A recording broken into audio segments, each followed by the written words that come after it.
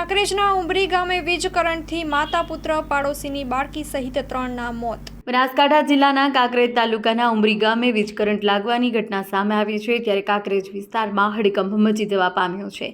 એક સાથે માતા પુત્ર અને પાડોશીની બાળકીના વીજ કરંટમાં ભોગ બનવા પામ્યા છે અને કમકમાટી ભર્યા મોત થયા છે।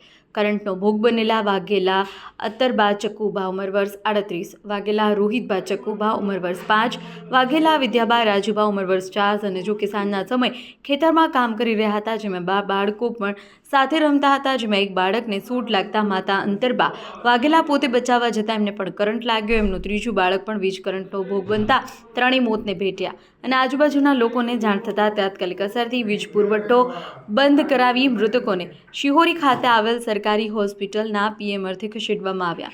આ અંગે શિહોરી પોલીસ સ્ટેશનમાં અકસ્માતનો ગુનો દાખલ કરી વધુ તપાસ હાથ ધરવામાં આવી રહી છે, જેમાં સૌથી અગત્યની બાબત વિશે જ વાત કરીએ તો આખરે જવાબદાર કોણ?